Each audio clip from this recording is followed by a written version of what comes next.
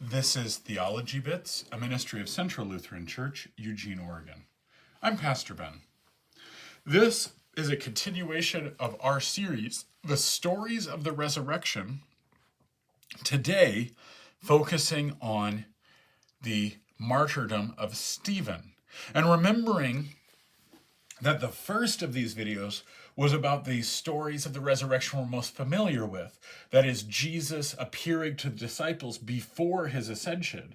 But now we're going into some of the narratives from the New Testament after the ascension, which are still resurrection appearances of Jesus. When Jesus appears after the ascension, it is Jesus as raised from the dead. He hasn't ceased to be raised from the dead just because he ascended into heaven. And so here we have this story, well after Jesus has ascended into heaven, of the first, what's often called the first martyr, or sometimes called the second martyr, Jesus being the first. And the word martyr, martyrios, is the word for witness. And in the book of Acts, where this shows up, Acts has as a role for the apostles is that they are witnesses. And then indeed, as you look through the book of Acts and the Gospel of Luke, you are witnesses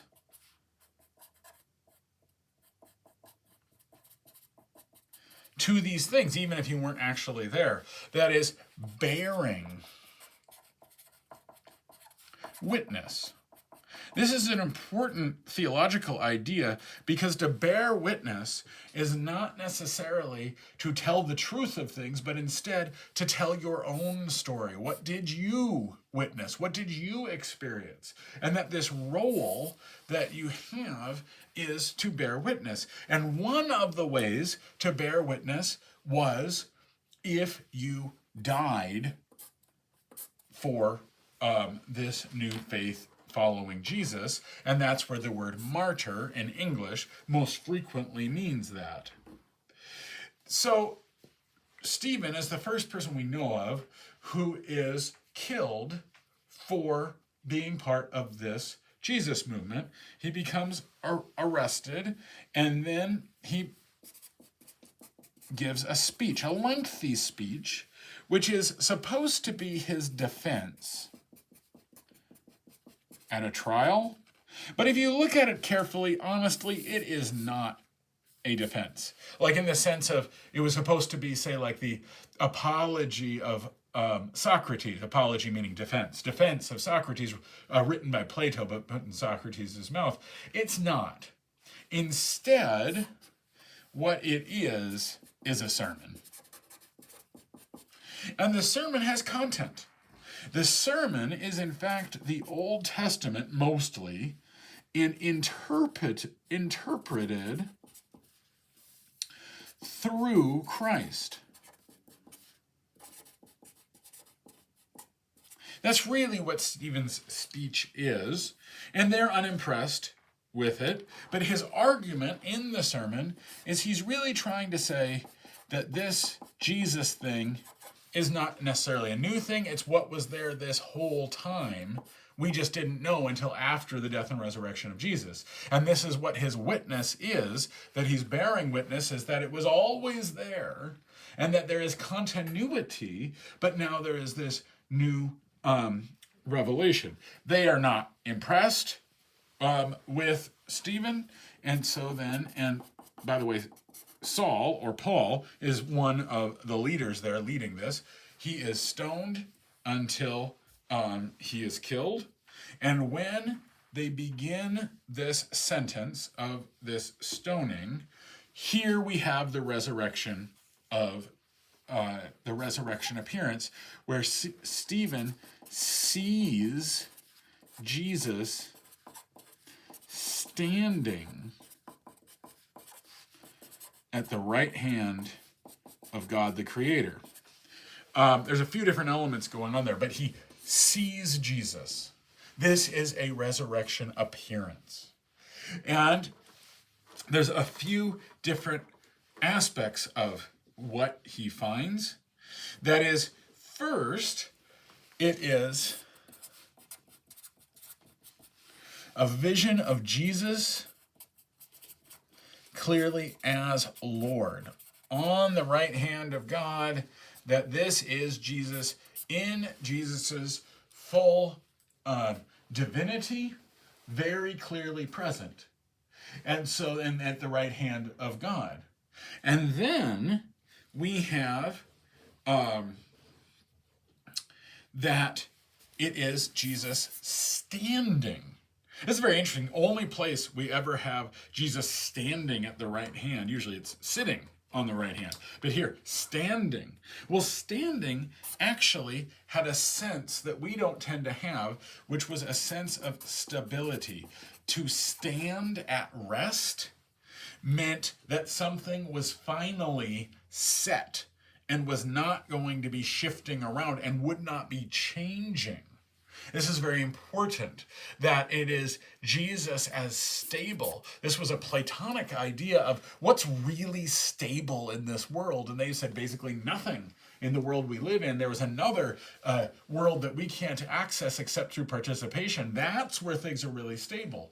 Well, here, so for Jesus to be standing at the right hand of God is to say there is stability, not just of Jesus isn't going to change, but in fact the world isn't going to change. And if this is what Stephen sees, this is the vision, then Stephen is participating in that which really lasts, that which is forever, that a person has access to this. The second thing we have is that it's a vision. And by that meaning a literal vision, not sometimes people talk about vision like you go into a trance or something. That's not what this is talking about. This is like real vision of Jesus standing the right hand of God, which leads to Stephen having direct address. Interestingly, in this resurrection appearance, Jesus doesn't say anything. Instead, it's Stephen who says something. Who says, "Receive my spirit." And it says, "Do not hold this against them." And by them, he means those who are executing him by stoning. And this is a very interesting element of course, you can see, those of you who know the Gospel of Luke, which is, of course, the acts as the second volume of the Gospel of Luke, there is an obvious parallel here between Stephen and Jesus. Receive my spirit. And when Jesus says, forgive them for they don't know what they're doing, here, don't hold this against them, there's a rather strong parallel. But I think aside from just this idea that, well, this is a kind of, if you're a martyr, then you're sort of in participation with Christ, I think there's something else as well. That is, it's the vision, because Stephen does not say this until after he sees Jesus standing. It's the vision that empowers the believer. That's very different than most visions. Last time we talked about Paul's interaction with the risen Christ, which Paul fell to his face and was scared, and then is told, go and do something. Here, it's a vision that allows Stephen to say something he had not yet said, and as far as we know, was not planning on saying before this. It empowers this so that God, through the appearance of Jesus, is making us to do something. It's and this will turn out to be, if you look at other resurrection appearances, going to be relatively common.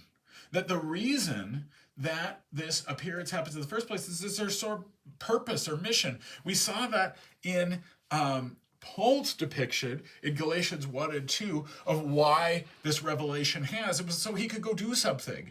That it was that to go proclaim this gospel to the Gentiles. Here, the direct address isn't so much a mission afterward, he's dying. Instead, it empowers him to be able to pray to God. It's not really for those there, it's for Stephen before God. And so this changes the whole structure of what is it that is the this resurrection appearance does. It's not to give information, it's instead to empower what is probably already within Stephen to do. And so, and to finally see, this is what's the thing that'll last forever. Now I can make this. Maybe in some sense of, yes, and now I am in participation with Christ. I can speak the way Christ spoke because this is Christ acting through me. Very possibly. It doesn't say all of that thing, but very possibly.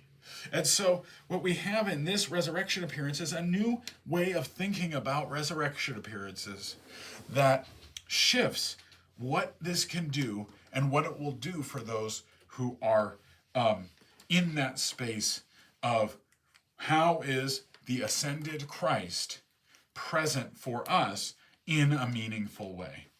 This has been Theology Bits. I'm Pastor Ben.